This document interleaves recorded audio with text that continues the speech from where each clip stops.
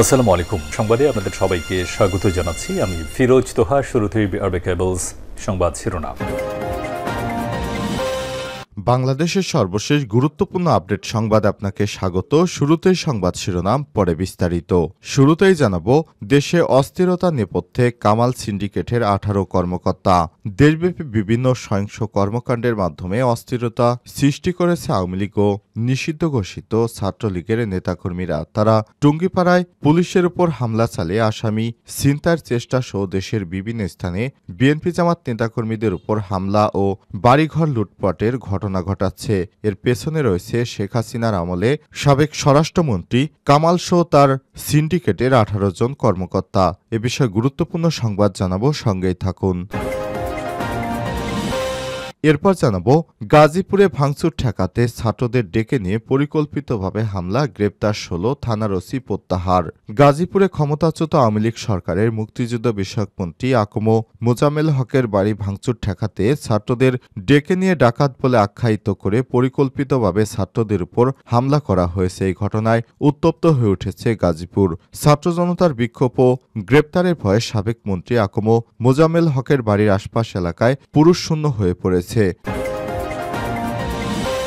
এবারে জানাবো, 50 বছরের মধ্যে সর্বনিম্ন বরাদ্দ নেপথ্যে যে 5 কারণ। বার্ষিক উন্নয়ন কর্মসূচি এডিপির থেকে বাদ যাচ্ছে 49,000 কোটি টাকার বরাদ্দ। 50 বছরের মধ্যে এত বরাদ্দ কমাতে কখনো হয়নি, এমনকি করোনা মহামারীর সময়ও কমাতে হয়নি এর চেয়ে কম বরাদ্দ। এ অবস্থার নেপথ্যে রয়েছে প্রধান 5টি কারণ। কারণগুলো সম্পর্কে বিস্তারিত জানাবো, সঙ্গেই থাকুন। এদিকে কেন্দ্রীয় ব্যাংকের 35 কর্মকর্তার লকার খুলছে আজ। বিদেশে নাগরিকত্ব গ্রহণ ও অর্থ পাচার, ক্ষমতার অপব্যবহার এবং অবৈধ সম্পদ অর্জন, শেয়ারবাজার থেকে প্রতারণামূলকের মাধ্যমে অর্থ হাতিয়ে নেওয়া, রিজার্ভের অর্থ 9-6 ও সঞ্চয়পত্র জালিয়াতির মাধ্যমে টাকা আত্মসাতের ঘটনায় কেন্দ্রীয় ব্যাংকের সাবেক ও বর্তমান 35 জন কর্মকর্তাকে নজরদারিতে রেখেছে দুর্নীতি দমন কমিশন দুদক। এসব কর্মকর্তাদের ব্যক্তিগত লকার আজ খুলে সেই সম্পদ পরীক্ষা করবে দুদক। এদিকে 11 ফেব্রুয়ারি থেকে দেশব্যাপী জনসভার ঘোষণা বিএনপির। আগামী 11 ফেব্রুয়ারি থেকে দেশব্যাপী জনসভা করার ঘোষণা দিয়েছে বাংলাদেশ জাতীয়তাবাদী দল বিএনপি। নিত্য প্রয়োজনীয় পণ্যের মূল্যবৃদ্ধি সহনীয় পর্যায়ে রাখা, অবনতিশীল আইনশৃঙ্খলা পরিস্থিতি উন্নতি করা, দ্রুত গণতান্ত্রিক যাত্রাপথে উত্তরণের জন্য নির্বাচনী রোডম্যাপ ঘোষণা করা এবং রাষ্ট্রে পতিত ফ্যাসিবাদে নানা চক্রান্তের অপচেষ্টা মোকাবেলা সহ বিভিন্ন দাবিতে আগামী 11 ফেব্রুয়ারি থেকে রমজান শুরু হওয়ার আগ পর্যন্ত বিএনপির উদ্যোগে সারা দেশে জেলা মহানগর পর্যায়ে সভা সমাবেশ অনুষ্ঠিত হবে। এবং সর্বশেষ জানাবো, মেক্সিকোতে সংঘর্ষের পর বাসে ভয়াবহ অগ্নিকাণ্ড, নিহত 41। মেক্সিকোর দক্ষিণাঞ্চলের তাবাস্কো প্রদেশে বাস দুর্ঘটনায় কমপক্ষে 41 ব্যক্তি নিহত হয়েছে। এছাড়া আহত হয়েছে বেশ কয়েকজন। রোববার 9 ফেব্রুয়ারি এই প্রতিবেদনে সব তথ্য জানিয়েছে ব্রিটিশ সংবাদ মাধ্যম বিবিসি। প্রতিবেদনে বলা হয়েছে, মেক্সিকোর দক্ষিণাঞ্চলে একটি বাস দুর্ঘটনায় অন্তত 41 জন মারা গেছেন বলে তাবাস্কো প্রদেশের সরকার জানিয়েছে। প্রিয় দর্শক, এতক্ষণ শুনছিলেন সংবাদ শিরোনাম, এবারে বিস্তারিত। তবে তার আগে বন্ধুরা, অনুরোধ থাকবে সংবাদটিতে একটি লাইক দিন। এই চ্যানেলে আপনি নতুন হয়ে থাকলে আমাদের সংবাদটি দেখতে দেখতে চ্যানেলটি সাবস্ক্রাইব করে রাখুন, যাতে করে বন্ধুরা আমাদের পরবর্তী লেটেস্ট আপডেট সংবাদগুলো সবার আগে আপনার কাছে পৌঁছে যায়। কমেন্ট করে আপনার মূল্যবান মতামত জানিয়ে দিন আপনি বিশ্বের কোন দেশ থেকে বা বাংলাদেশের কোন স্থান থেকে আমাদের এই সংবাদটি দেখছেন এবং শুনছেন। এবারে বিস্তারিত। দেশে অস্থিরতার নেপথ্যে কামাল সিন্ডিকেটের 18 কর্মকর্তা। দেশব্যাপী বিভিন্ন কর্মসূচি ও কর্মকাণ্ডের মাধ্যমে অস্থিরতা সৃষ্টি করছে আওয়ামী লীগ ও নিষিদ্ধ ঘোষিত ছাত্রলীগের নেতাকর্মীরা। তারা টুঙ্গিপাড়ায় পুলিশের উপর হামলা চালিয়ে আসামি ছিনতাইয়ের চেষ্টা সহ দেশের বিভিন্ন স্থানে বিএনপি জামাত নেতাকর্মীদের উপর হামলা ও বাড়িঘর লুটপাটের ঘটনা ঘটাচ্ছে। সভাপতি শেখ হাসিনা গত 5ই আগস্ট ক্ষমতা ছেড়ে দেশ ছেড়ে পালিয়ে যাবার পরে এই ধরনের কর্মকাণ্ড শুরু করেছে দলটির নেতাকর্মীরা। আইন শৃঙ্খলা নিয়ন্ত্রণের দায়িত্ব দায়িত্বে থাকা সাবেক স্বরাষ্ট্রমন্ত্রী আসাদুজ্জামান খান কামালের সিন্ডিকেটের ১৮ কর্মকর্তা এবং পুলিশের কিছু গুরুত্বপূর্ণ জায়গা শেখ হাসিনার আস্থাভাজন কর্মকর্তারা বহাল থাকায় এখনও এই ধরনের ঘটনা ঘটছে বলে মনে করছেন সংশ্লিষ্ট ব্যক্তিরা। তবে এ বিষয়ে কোনো ব্যবস্থা নিচ্ছে না স্বরাষ্ট্র মন্ত্রণালয়ের ঊর্ধ্বতন কর্মকর্তারা। স্বরাষ্ট্র মন্ত্রণালয়ের সংশ্লিষ্ট ব্যক্তিরা জানান, স্বৈরাচারী আওয়ামী লীগের শাসনামলে চাকরি থেকে স্বরাষ্ট্র মন্ত্রণালয় ছিল সবচেয়ে বেশি আকর্ষণীয় স্থান। মন্ত্রণালয় ছাড়াও পুলিশের পদায়ন নিয়ন্ত্রণ করত তৎকালীন স্বরাষ্ট্রমন্ত্রী আসাদুজ্জামান খান কামাল এবং সাবেক অতিরিক্ত সচিব ড হারুনুর রশিদ বিশ্বাসের সিন্ডিকেট। ওই সিন্ডিকেটের অন্যতম হোতা ছিল যুগ্ম সচিব ধনঞ্জয় কুমার দাস। ২০২২ সালের ১০ এপ্রিল সরকারের একটি গোপন প্রতিবেদনে ধনঞ্জয় কুমার দাস সম্পর্কে উল্লেখ করা হয়েছে, তিনি চরম দুর্নীতিগ্রস্ত ও কট্টর ইসকনপন্থী। ২০১৮ সালের ২৮ ফেব্রুয়ারি থেকে জননিরাপত্তা বিভাগে কর্মরত। পুলিশ নিয়োগ বদলি, বাণিজ্য করে বিপুল পরিমাণ অর্থের মালিক হয়েছেন ধনঞ্জয়। হাসিনা সরকারের পতনের পর সাম্প্রদায়িক দাঙ্গা বাঁধাতে নানা রকম চেষ্টা করেছেন তিনি। এমনকি শিক্ষার্থীদের আন্দোলন দমন করতে নিজেই মাঠে নেমেছিলেন। স্বরাষ্ট্র মন্ত্রণালয়ের পরিকল্পনা শাখার দায়িত্বে থাকা এই যুগ্ম সচিব। মন্ত্রণালয় কোনো কর্মকর্তাদের পদায়ন করতে হলে মৌখিক নির্দেশনা নিতে হতো এই সিন্ডিকেটের থেকে। শিক্ষা জীবনে ছাত্রলীগের রাজনীতিতে যুক্ত ছিলেন অথচ আওয়ামী লীগ পরিবারের সদস্য না হলেও এই মন্ত্রণালয়ের পদায়ন পাওয়া ছিল অসম্ভব। কামাল হারুন ধনঞ্জয় সিন্ডিকেটের আশীর্বাদে স্বরাষ্ট্র মন্ত্রণালয়ে পদায়ন পাওয়া ১৯ কর্মকর্তা এখনও বহাল তবিয়তে রয়েছে, যারা শেখ হাসিনার সাথে তালে তাল মিলিয়ে ধনঞ্জয়ের সাথে নিয়মিত যোগাযোগ করে আইন শৃঙ্খলা গুরুত্বপূর্ণ তথ্য পাচার করছে, যাতে দেশের বিভিন্ন স্থানে দলটির নেতাকর্মীরা পুলিশের উপর হামলার সাহস পাচ্ছে। গাজীপুরে ভাঙচুর ঠেকাতে ছাত্রদের ডেকে নিয়ে পরিকল্পিতভাবে হামলা, গ্রেপ্তার ১৬, থানার ওসি প্রত্যাহার।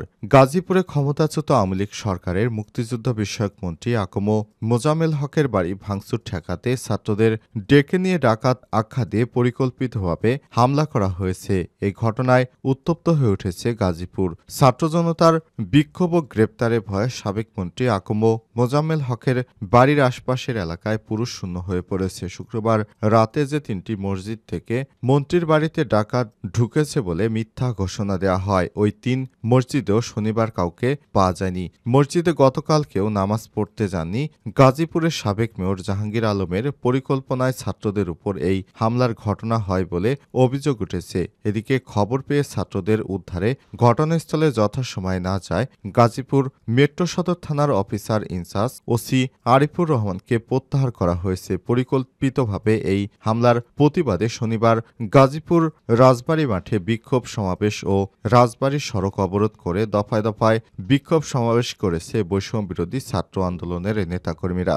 Gazipur metropolitan police commissioner Nazmul Karim Khan জানিয়েছেন, ছাত্রদের উপর হামলার ঘটনায় ১৬ জনকে ইতিমধ্যেই গ্রেপ্তার করা হয়েছে। রাতে আরও চিরুনি অভিযান চলমান থাকবে। প্রথমেই সেনাবাহিনীর সদস্যরা ডেভিল হান্ট পরিচালনার সিদ্ধান্ত নিয়েছেন গাজীপুর জেলা থেকে। আর এই গাজীপুরেই যত দোসর আছে তাদেরকে প্রথমেই ধরা হবে।